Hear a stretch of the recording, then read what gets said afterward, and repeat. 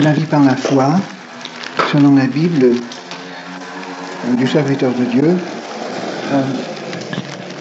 D'abord, on voit l'enseignement de Christ dans Matthieu 6, évidemment, lorsque Jésus parle des problèmes matériaux. Il donne un enseignement très précis sur l'argent dans le chapitre 6 du verset 19 à 34. Il dit que nous ne pouvons pas servir deux maîtres, ou bien nous sommes intéressés par l'argent ou les choses de cette vie, ou bien nous dépendons de Dieu, l'un ou l'autre. Et dans ce même chapitre, verset 25, donc à 34, nous avons son enseignement concernant la vie par la foi. Il dit, ne vous inquiétez pas pour votre vie. Bon, Jésus dit, ne vous inquiétez pas pour votre vie, de ce que vous mangerez, ni pour votre corps, de ce que vous serez vêtus. Et il dit au verset 31, ne vous inquiétez donc point, ne dites pas que mangerons-nous, que boirons-nous, de quoi serons-nous vêtus, car toutes ces choses sont les païens qui les recherchent. Et votre Père Céleste sait que vous en avez besoin. Rappelons-nous que Jésus adressait ces paroles à ses disciples. Il est vrai qu'une grande foule s'est accumulée pendant le sermon sur la montagne. À la fin, il y avait beaucoup de monde, mais au début, il n'y avait que ses disciples. Sur la montagne, il a appelé ses disciples, chapitre 5, verset 1, et ces paroles sont adressées surtout à ses disciples. Et je dis donc au verset 33, cherchez premièrement le royaume de Dieu et sa justice, et toutes ces choses vous seront données par-dessus, c'est-à-dire le manger, le boire et le vêtement, toutes les choses que les nations cherchent. Ce verset 33 a été le verset clé sur lequel je me suis basé lorsque moi je me suis avancé par la foi. Il y a 25 ans exactement. J'ai compté sur la promesse de Christ. Et Dieu ne m'a pas déçu. Ça fait 25 ans de vie, de miracle. Et maintenant, travailler pour le manger, le boire et le vêtement, c'est absolument légitime et c'est normal. Paul dit dans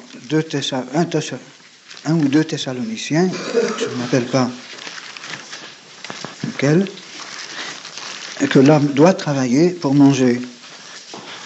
Ou bien, non, pas Thessaloniciens, je crois que c'est... Oh, je ne me rappelle plus. Est-ce que vous pouvez mettre votre... 2 Thessaloniciens 3, à partir du verset 6 jusqu'au verset 15, verset 12. Paul dit qu'il faut s'éloigner de ceux qui vivent dans le désordre. Et Paul parle de certaines personnes qui ne travaillent pas pour gagner leur vie, mais qui dépendent des autres. Verset 11, nous apprenons qu'il y a parmi vous quelques-uns qui vivent dans le désordre, qui ne travaillent pas, mais qui s'occupent de futilité. Et nous invitons ces gens-là et nous les exhortons par le Seigneur Jésus-Christ à manger leur propre pain en travaillant paisiblement. Et dans un autre chapitre, je crois que c'est dans Timothée, Paul dit que si un homme ne veut pas travailler, qu'il ne mange pas non plus. Donc normalement, le chrétien doit travailler pour gagner sa vie. Ça c'est normal. La vie par la foi, c'est donc quelque chose d'exceptionnel. Moi je crois que s'il y avait beaucoup plus de chrétiens consacrés, il y avait beaucoup plus d'exceptions. Je crois que si toute l'Église se réveillait, il y aurait une foule de serviteurs qui vivraient par la foi, et peut-être que dans 2 ans, le monde entier serait totalement évangélisé, et le Seigneur Jésus serait de retour sur la terre. Je crois qu'il n'y a pas de limite au nombre de personnes qui peuvent vivre par la foi, mais il faut reconnaître que c'est un appel. Donc s'élancer dans cette vie sans être appelé par Dieu, et sans avoir la certitude que Dieu va nous soutenir, c'est un désastre. Et je connais des cas de personnes qui ont voulu vivre par la foi et qui ont fait totalement faillite. Mais si Dieu appelle réellement un homme ou une femme, Dieu peut très bien pourvoir à ses besoins matériels. Lorsque Dieu appelle un homme, il lui offre 2 choses, une puissance, une autorité spirituelle et aussi une garantie pour les choses matérielles. Le spirituel est beaucoup plus difficile à avoir que le matériel.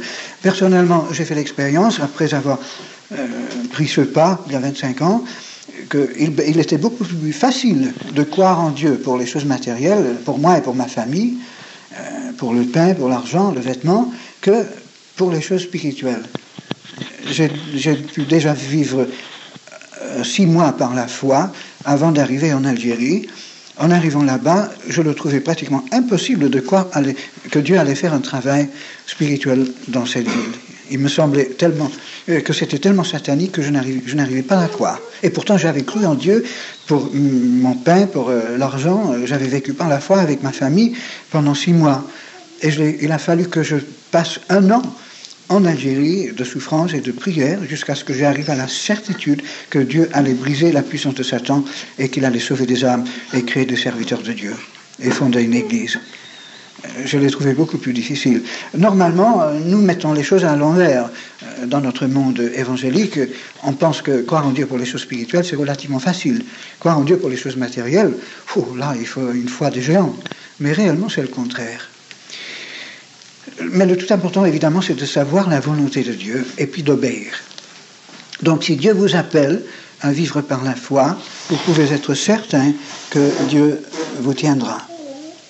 Cela ne veut pas dire du tout que vous ne souffrirez pas. Le Christ n'a jamais promis à ses apôtres une vie facile, n'est-ce pas? Et quand on lit les épîtres de Paul aux Corinthiens, où il dévoile un peu sa vie, nous voyons à quel point lui avait souffert pour l'Évangile. Dans 1 Corinthiens 4, versets 9 à 13, il nous donne une certaine liste de ses souffrances. Et nous avons, ma femme et moi, souffert toutes ces choses, surtout pendant les premières années, et surtout pendant la toute première année de notre vie par la foi. Chapitre 4, verset 9, Dieu, ce me semble, a fait de nous apôtres, ou missionnaires, c'est le même mot, missionnaire c'est latin, apôtre c'est grec, les derniers des hommes, des condamnés à mort en quelque sorte, puisque nous avons été en spectacle au monde, aux anges et aux hommes. Mais vous, nous sommes fous à cause du Christ, mais vous êtes sages en Christ. Donc les chrétiens qui restent assis dans leur fauteuil et qui critiquent simplement. Nous sommes faibles et vous êtes forts.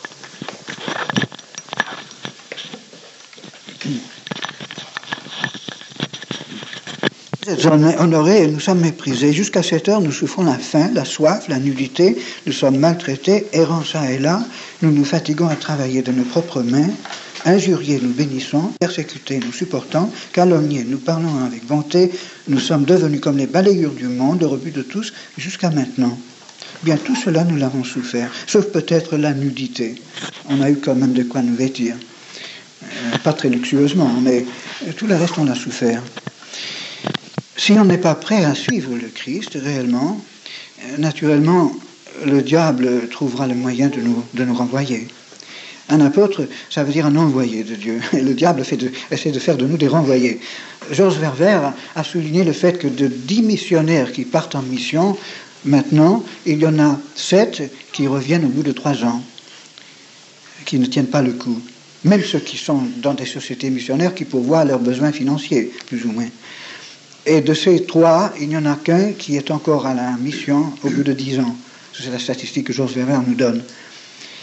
Donc, impossible de s'élancer dans une vie de dépendance de Dieu, sans d'abord avoir un appel de Dieu, et sans deuxièmement accepter tout ce qu'implique cet appel, n'est-ce pas?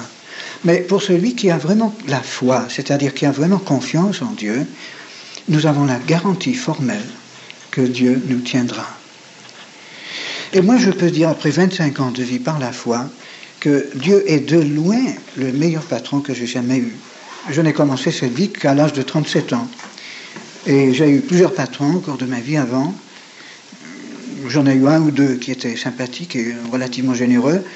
J'en ai eu la plupart qui étaient mesquins et durs, comme la plupart de patrons dans ce monde, même un peu fous, 1 ou 2 fois.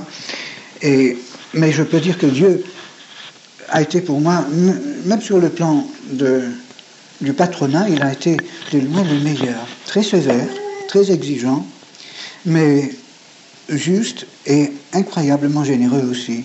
Et Jésus disait à ses disciples que si nous abandonnons notre maison, notre famille, nos parents, tout à cause de lui, Dieu nous redonne sur cette terre même, au centuple, plus des persécutions et dans le monde à venir la vie éternelle. Et c'est vrai, nous abandonnons notre sécurité, nous trouvons une autre sécurité. Nous abandonnons notre maison et notre famille, nous trouvons une autre maison, une autre famille. Je crois que je pourrais dire vraiment que j'ai sur cette terre au moins 100 maisons, sinon 500 ou 1000 maisons de personnes éparpillées au travers du monde qui m'ouvraient la porte, même si c'était à 2 heures du matin, et qui me recevraient comme un père ou un frère ou un enfant, n'est-ce pas? Parce que je suis un serviteur de Jésus-Christ. Donc Jésus quand même nous redonne au centuple ce que nous donnons pour lui. Mais si nous n'avons pas cette confiance en Christ, inutile de vouloir le suivre à ce point-là. Dans Matthieu 10, Jésus envoie ses disciples 2 par 2 et il leur donne des instructions, verset 5, il leur donne des directives et un objectif. Il les envoie à un peuple précis, au peuple d'Israël, avec une tâche précise. Et au verset 9 et 10, il dit « Ne prenez ni or, ni argent, ni monnaie, ni sac, ni de tunique, ni souliers. » Est-ce que cela veut dire que le serviteur de Dieu n'a pas le droit à une maison, ni à un compte en banque, etc. Je ne pense pas que ce soit là la pensée de Jésus. Ici, il parle de l'équipe apostolique qui part en tournée. L'apôtre Pierre faisait partie d'une de ces équipes, mais nous savons par la suite qu'il avait toujours sa maison et sa barque à Capernaum ou à Bethsaïda, je ne sais pas exactement dans quelle ville. Donc, pendant qu'il était en tournée, en équipe avec un autre apôtre, il ne devait pas avoir de l'argent, il devait dépendre de Dieu, même pour son pain quotidien. À la rentrée de la tournée, il a retrouvé sa femme, évidemment, et sa petite famille, sa maison et sa barque. Il a même continué à faire de la pêche de temps en temps. Et le serviteur de Dieu a certainement le droit d'avoir une maison, avoir même une femme, comme Paul le dit, avoir une vie normale en quelque sorte, ce qui ne l'empêche pas de tout abandonner quelquefois lorsqu'il fait une tournée apostolique avec un autre homme, ou avec une équipe, n'est-ce pas? Et je ne crois pas que Jésus nous interdise absolument d'avoir assez d'argent pour payer un billet de chemin de fer. Mais quand on vit par la foi, on est obligé souvent d'agir de cette sorte. Combien de fois, alors que ma femme habitait en Angleterre avec ma famille, je devais venir en France ou aller en Algérie pour faire une tournée ou pour recommencer mon travail, et je n'avais pas d'argent, je laissais ma femme avec un tas de factures à la maison, et j'avais juste assez d'argent pour m'acheter par exemple un billet jusqu'à Calais ou à Paris, et puis c'est tout. Et je n'avais aucune idée comment j'allais me débrouiller après. Mais chaque fois, sans aucune faute, Dieu a toujours pourvu à mes besoins, au fur et à mesure, n'est-ce pas, étape par étape. À Paris, peut-être qu'il y avait quelqu'un qui me rencontrait à la gare et qui m'amenait quelque part en voiture ou dans le métro et qui payait mon billet de métro. Et puis, en partant de là, quelqu'un me glissait dans la poche un billet de banque ou quelque chose comme ça. Je ne pourrais pas compter le nombre de fois que des miracles comme ça me sont arrivés. Si j'avais eu le temps de mettre par écrit ma vie par la foi depuis 25 ans, surtout les 10 ou 15 premières années, avant que je ne sois plus stabilisé comme maintenant, eh bien, ce serait un gros volume de miracles pratiquement quotidiens. Quelquefois, Dieu répondait d'une façon spectaculaire. Par exemple, une fois, je devais partir en Algérie ou en France, et je laissais ma femme avec un tas de factures, il y a peut-être 15 ans de ça. J'ai compté l'argent qu'on devait, ça revenait à peu près 1000 ou 1500 francs actuels de factures. Et j'ai dit au Seigneur, oh Dieu, je ne peux pas cette fois laisser ma femme avec toutes ces factures, c'est pas possible. Et pourtant, dans un jour ou dans 2 jours, il fallait que je parte. Et j'ai demandé à Dieu de faire quelque chose. Et le lendemain matin, le facteur m'a apporté un petit paquet recommandé. Je croyais que c'était un petit bouquin.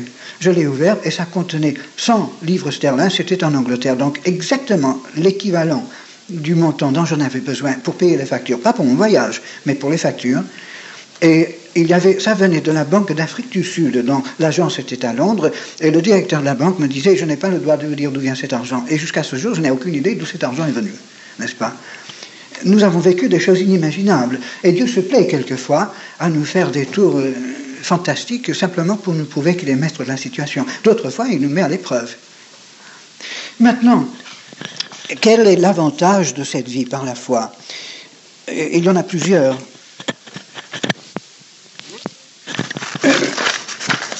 Premièrement, le serviteur de Dieu, seul, le vrai serviteur de Dieu seul peut vivre cette vie. C'est la garantie de notre vocation. Et lorsque moi-même je suis parti en Algérie, j'ai fait un pari avec Dieu. J'ai dit, si c'est toi qui m'appelles, alors je compte sur toi. Et lorsque j'ai trouvé que Dieu pourvoyait à mes besoins matériels, je savais absolument que j'étais appelé. Donc lorsque j'ai commencé à rencontrer des persécutions et des souffrances à outrance, j'avais déjà une certitude venant de Dieu que j'étais appelé et envoyé. Sinon, je serais revenu. Je n'aurais pas tenu le coup. Deuxièmement, cette vie nous maintient dans une intimité avec Dieu. On ne peut pas s'écarter de Dieu. On sait pertinemment que si on cesse d'être obéissant à Dieu, cette vie cessera. C'est une vie miraculeuse. On ne peut pas marcher sur l'eau, comme Pierre a fait, sans être soutenu par la puissance de Dieu. Donc ça nous maintient près de Dieu. Nous n'osons pas pécher, nous n'osons pas nous écarter de Dieu, nous n'osons pas désobéir. Et c'est une bonne chose, c'est une bonne discipline. On n'a pas à chercher loin pour voir combien de personnes qu'on pourrait appeler peut-être des hommes de Dieu tombent dans le péché et sont éliminés du service de Dieu par le diable, qui tombent même dans le péché grossier, mais même des directeurs de mission, directeurs de mouvements spirituels, mais c'est incroyable. Mais je crois que si ces hommes n'avaient pas de salaire, dépendaient de Dieu pour absolument tout, ils n'oseraient pas se permettre quelques petites compromissions qui finissent par les terrasser, n'est-ce pas? Troisièmement, le serviteur de Dieu ne craint pas l'homme. Quand on est payé par une organisation ou par une église, on a peur de tout dire. On a peur qu'on nous retire notre salaire ou qu'on nous discipline. Mais celui qui dépend uniquement de Dieu a la bouche absolument libre. Il peut tout dire. Même si le monde entier se tourne contre lui, même si toute l'Église se retourne contre lui, même si tous ses amis chrétiens se retournent contre lui, il n'a pas peur parce qu'il sait que tant que Dieu l'approuve, Dieu se débrouillera pour lui donner à manger. Le Dieu, comme disait Jésus, qui fait pousser les fleurs et qui donne à manger aux oiseaux, il peut toujours donner à manger à son serviteur, n'est-ce pas? Et ça, c'est très important. La crainte de l'homme, comme nous dit le livre des Proverbes, nous amène dans un piège. Et je crois qu'il y a beaucoup de serviteurs de Dieu dont la bouche est en partie fermée sur certains points ou qui changent leur message tout simplement parce qu'ils sont payés pour dire certaines choses en quelque sorte. C'est dangereux de savoir que le message que nous apportons est en quelque sorte lié à la question financière. Moi, je crois que ça, c'est un immense piège.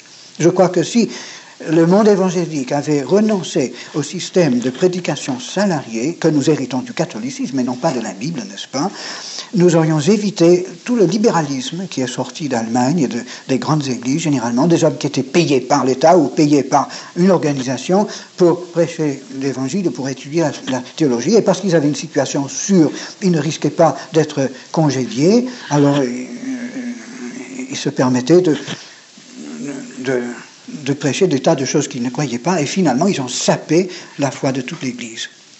Je crois que dans une situation absolument biblique, le libéralisme n'aurait jamais eu lieu. Et quatrièmement, le serviteur de Dieu est libre d'aller là où Dieu veut l'envoyer. Il n'est pas contrôlé par les hommes. Il est bon d'être soumis au conseil de nos amis, des enfants de Dieu. Il faut quand même qu'on écoute. Mais le serviteur de Dieu qui vit par la foi, qui dépend de Dieu, sait très bien que s'il n'écoute pas les conseils que Dieu lui donne par ses frères, il risque d'être désapprouvé par Dieu lui-même. Et puis, évidemment, sa vie par la foi deviendra impossible.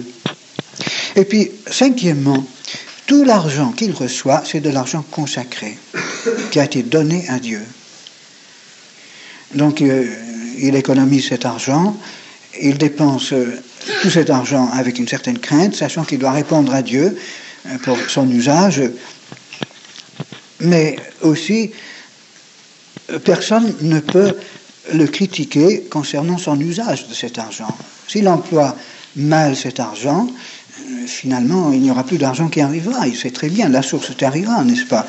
Mais personne ne peut se plaindre de son usage de cet argent. Si quelqu'un, par exemple, n'approuve pas ce serviteur de Dieu, eh bien, la solution est très simple. On ne lui donne plus d'argent, n'est-ce pas? Je me rappelle une fois, il y a quelques années, lorsque dans un certain congrès en France, certaines personnes se plaignaient de certains serviteurs de Dieu qui semblaient gaspiller l'argent qu'ils recevaient, je leur ai dit, mais c'est très simple, ne leur donnez pas d'argent.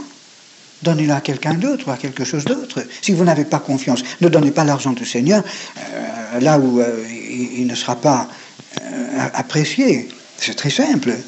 Alors comme ça, chaque personne qui donne son argent place l'argent là où apparemment Dieu approuvera le don et l'utilisera. Maintenant, encore un avantage, c'est une humiliation que de vivre de cette façon. Mais surtout si on a déjà gagné sa vie, honnêtement avant. Avoir à dépendre, en quelque sorte, de la charité des autres, de la libéralité des autres, c'est une humiliation terrible. Et ça, c'est bon pour l'âme. Ça nous purifie, ça nous humilie sans cesse. Si nous regardons le livre des Juges, nous verrons le seul cas dans la Bible, enfin le premier cas dans la Bible d'un prédicateur salarié. Chapitre 17. Il s'agit de l'histoire de ce Lévite. Enfin, ce Lévite qui avait été embauché par Mika, cet Israélite qui avait fait une idole qu'il appelait l'Éternel, Yahvé. Israël était tellement ignorant de la parole de Dieu à cette époque-là qu'on a voulu instituer le culte de l'Éternel, mais en allant à l'encontre de tout ce qu'enseignait la loi de Moïse. Alors, verset 5, nous voyons que Mika avait donc une maison de Dieu, il fit un éphod et des téraphins, c'est-à-dire des idoles, et il consacra l'un de ses fils qui lui servit de prêtre. Et plus bas, il y a ce jeune Lévite qui arrive chez lui, et verset 10, Mika lui dit, « Reste avec moi, tu me serviras de père et de prêtre, et je te donnerai 10 cycles d'argent par année, les vêtements dont tu auras besoin et ton entretien. » Donc c'est 3 choses. Donc Juge 17, 10. L'argent, la nourriture et le vêtement. Un salaire. Et nous savons que cette histoire, c'était une catastrophe spirituelle pour Israël. Il me semble que c'est significatif que Dieu place ce récit dans la Bible pour nous indiquer les dangers du système de prédication salariée, en quelque sorte. Maintenant, comment Moïse avait-il envisagé la vie des prédicateurs? Moïse a choisi la tribu de Lévi, y inclut les descendants d'Aaron, les prêtres, pour enseigner la loi à Israël. Et il y avait dans le pays d'Israël 48 villes qui avaient été désignées par Josué dans tout le pays d'Israël où habitaient les Lévites. Ça veut dire que dans chaque ville et dans chaque patelin d'Israël, on n'était qu'à quelques kilomètres d'une ville lévitique et les Lévites devaient rayonner chaque année et faire le tour de toutes leurs petites régions et assurer un enseignement systématique de la loi, de semaine en semaine, de mois en mois, d'année en année, n'est-ce pas? Maintenant, les Lévites devaient vivre par les offrandes que apportait le peuple de Dieu.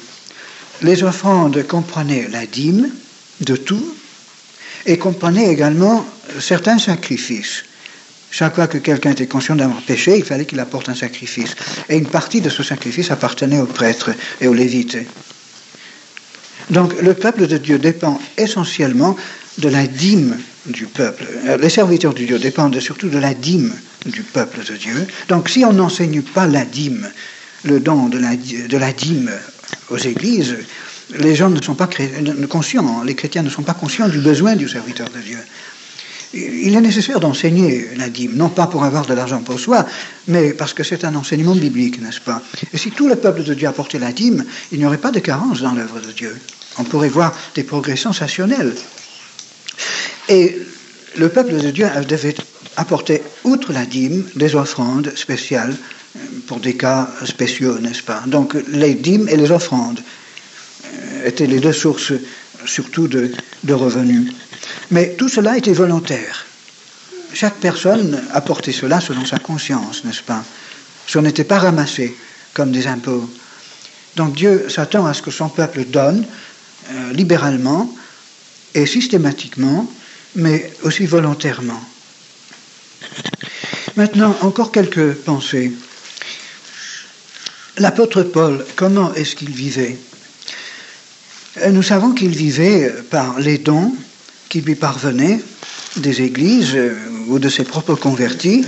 Par exemple, dans Philippiens, lorsque Paul était en prison à Rome, il fallait quand même qu'il mange, et les autorités ne lui donnaient pas à manger, donc il dépendait de ses amis. Dans Philippiens, nous voyons que l'occasion de cette lettre, c'est que l'église de Philippe lui avait envoyé un don par l'un de ses jeunes. C'était par Épaphrodite. Chapitre 2, verset 25. « J'ai estimé nécessaire de vous envoyer mon frère Épaphrodite, mon compagnon d'œuvre et de combat, par qui vous m'avez fait parvenir de quoi pourvoir à mes besoins. » N'est-ce pas? Donc l'église de Philippe avait envoyé ce garçon depuis la Macédoine jusqu'en Italie, jusqu'à Rome, avec un sac d'argent pour l'apôtre Paul, alors qu'il était en prison. Et maintenant Paul le renvoie avec cette lettre de remerciement et d'exhortation. Et puis, dans le chapitre 4, verset 10, Paul parle de cette chose. Il dit « J'ai éprouvé une grande joie dans le Seigneur de ce que vous avez pu enfin renouveler l'expression de vos sentiments pour moi. Vous y pensiez bien, mais l'occasion vous manquait. Ce n'est pas en vue de mes besoins que je dis cela, car j'ai appris à être content de l'état où je me trouve. Je sais vivre dans l'humiliation et je sais vivre dans l'abondance.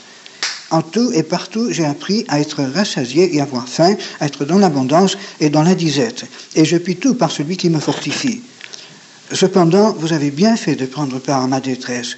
Vous savez vous-même, Philippiens, au commencement de la prédication de l'Évangile, lorsque je partis de la Macédoine, aucune église n'entra en compte avec moi pour ce qu'elle donnait et recevait. Vous fûtes les seuls à le faire, car vous m'envoyâtes déjà à Thessalonique et à 2 reprises de quoi pourvoir à mes besoins. Ce n'est pas que je cherche les dons, mais je recherche le fruit qui abonde pour votre compte. J'ai tout et je suis dans l'abondance, j'étais comblé de bien en recevant par Épaphrodite ce qui vient de vous, comme un parfum de bonne odeur, un sacrifice que Dieu accepte et qui lui est agréable. Et mon Dieu pourvoira à tous vos besoins, selon sa richesse, avec gloire en Jésus-Christ. Donc Paul acceptait avec reconnaissance les dons de ses convertis ou des églises qui s'intéressaient à son œuvre. Mais il n'exigeait jamais des dons. Regardons maintenant son attitude à Corinthe. 1 Corinthiens 9, Paul ici défend son apostolat contre les faux apôtres. Et il dit que, en tant que serviteur de Dieu, il a le droit de vivre, le droit de se marier, le droit de vivre comme n'importe qui. Mais il dit aussi qu'il n'avait pas usé de ses droits, verset 15. Et il a dit dans les versets suivants que, verset 7, « Qui jamais fait le service militaire à ses propres faits? Qui est-ce qui plante une vigne et n'en mange pas le fruit? Qu'est-ce qui fait paître un troupeau et ne se nourrit pas du lait du troupeau ?» Ces choses, je le dis, n'existent-elles que dans les usages des hommes? La loi ne les dit-elle pas aussi? « Tu n'en muselleras point le bœuf quand il foule le grain. » Et verset 11, « Si nous avons semé parmi vous des biens spirituels, est-ce une grosse affaire si nous moissonnons vos biens temporels? Si d'autres jouissent de ce droit sur vous, n'est-ce pas plutôt à nous d'en jouir? » Paul considère que si on prêche la parole de Dieu, on a le droit quand même d'être soutenu par le peuple de Dieu, par ceux qui écoutent. Et pourtant, Paul dit que quand il était à Corinthe, il refusait d'accepter des dons des Corinthiens. Il était même maintenu par des dons venant des églises en Macédoine. Il ne voulait pas que les gens qui l'évangélisaient puissent après lui reprocher d'avoir prêché pour avoir de l'argent, n'est-ce pas? Et je crois que ça, c'est assez important. D'ailleurs, ça, c'est un grand problème pour moi dans ma vie par la foi, parce qu'on me demande souvent d'aller prêcher à droite et à gauche, et les chrétiens cotisent et souvent me remettent un don, collectivement, n'est-ce pas? Et ça m'embête. c'est contre mes principes. Eux, ils ont raison de le faire. S'ils ne le faisaient pas, ils manqueraient à leur devoir, n'est-ce pas? Mais pour moi, cela pose un grand problème, parce que c'est comme si j'étais payé pour prêcher. Et les gens me répondent, oui, mais c'est pas pour vous payer, ça. C'est simplement parce qu'on est conscient de vos besoins. Nous savons que vous vivez pour Dieu, et vous avez besoin de vivre. L'essence ne tombe pas du ciel. Il faut payer la nourriture, etc. Alors, on est content de vous aider. Ça, c'est un don qu'on fait par amour. Alors, généralement, après, je l'accepte quand même, mais je suis embêté. Je n'aime pas accepter un don collectif et, pour ainsi dire, officiel de ceux à qui j'apporte la parole de Dieu. Et lorsque je peux m'entendre avec une église ou avec une organisation qui m'appelle pour apporter le message, sur ce point, je suis content. Par exemple, avec OM, j'ai une entente depuis bien des années maintenant il ne me rembourse même pas mon voyage. Généralement, il se débrouille pour le faire après ou avant, n'est-ce pas? Mais je n'aime pas mélanger la parole de Dieu à l'argent, à la question de l'argent. Mais ça, c'est un problème qui se pose dans l'œuvre de Dieu. Mais je crois que si, par exemple, vous faites une réunion d'évangélisation, et puis vous mettez à la porte un tronc pour que tout le monde puisse mettre de l'argent, ça démolit le message. Je crois que nous n'avons pas le droit de travailler de cette façon. Et je crois qu'on reproche, par exemple, même à un homme comme Billy Graham, de ramasser beaucoup d'argent parce qu'il fait cela. Moi, je trouve que c'est dommage. C'est peut-être la chose qui gâche le plus le témoignage de Billy Graham. Je sais qu'il ne le fait pas pour lui-même, c'est pour répandre la parole de Dieu, c'est pour que l'œuvre de Dieu puisse continuer. Mais il faut que l'argent du serviteur de Dieu soit entièrement consacré, de l'argent qui est inspiré de Dieu.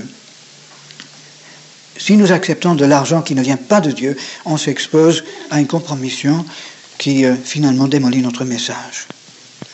Paul dit dans ses épîtres aux Corinthiens, je ne me rappelle plus maintenant le passage, parce qu'il y a bien des années que je n'ai pas traité ce sujet, que quand il était à Corinthe, il recevait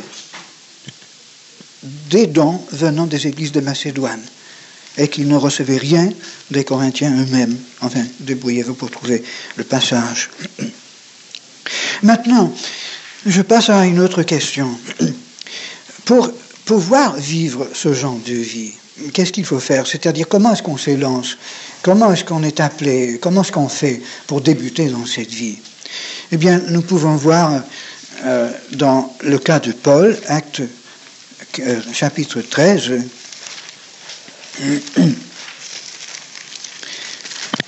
Acte 13, Paul, pendant les 8 premières années de sa vie spirituelle, avait déjà fait pas mal d'expériences avec le Seigneur, mais ensuite il est venu à Antioche.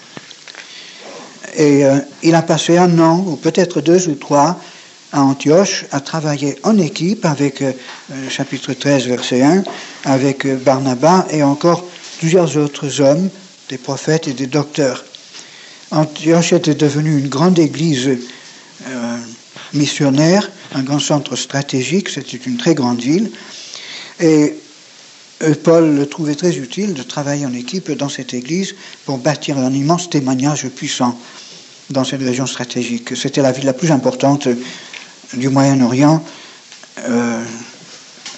à part Éphèse et Alexandrie, qui étaient dans d'autres régions, évidemment. Et Paul a toujours visé les grands centres stratégiques.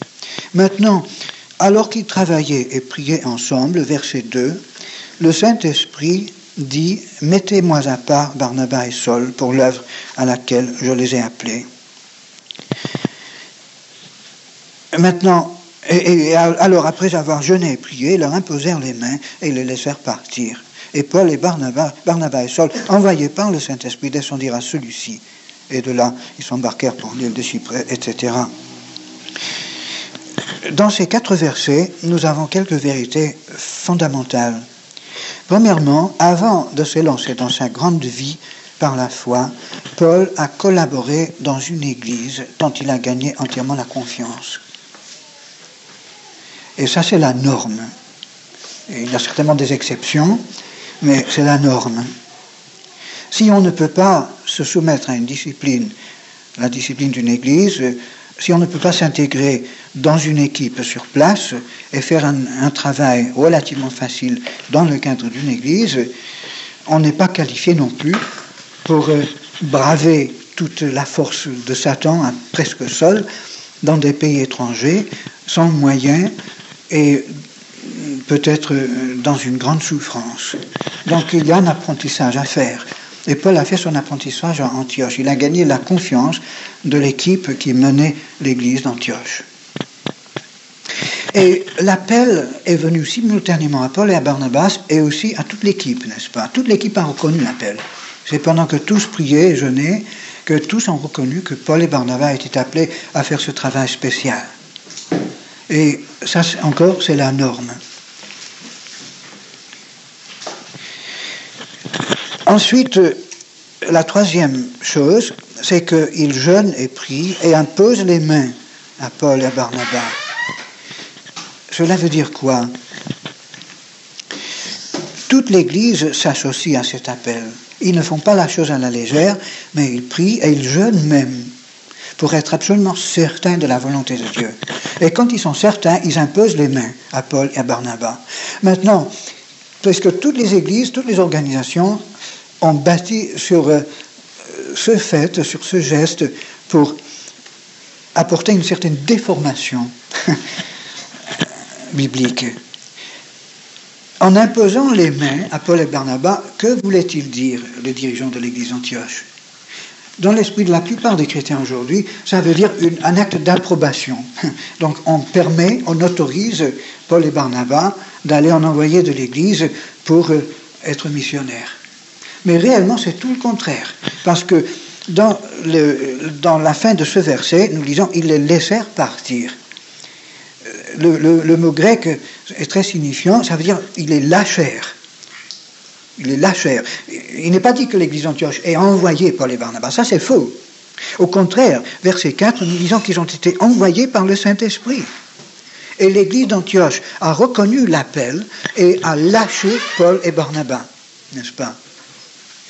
Moi je crois que ça c'est très important si on veut être vraiment biblique. N'est-ce pas? Malheureusement, il n'y a pas beaucoup d'églises vraiment bibliques. Il n'y a pas beaucoup d'églises qui sauraient agir dans cette simplicité. Parce que toujours l'église veut contrôler celui qui est envoyé. Et veut considérer que la personne est envoyée par l'église, n'est-ce pas? L'idéal, c'est donc lorsque l'église comprend notre appel, s'associe à notre appel, prie et jeûne, et nous impose les mains, et puis nous lâche.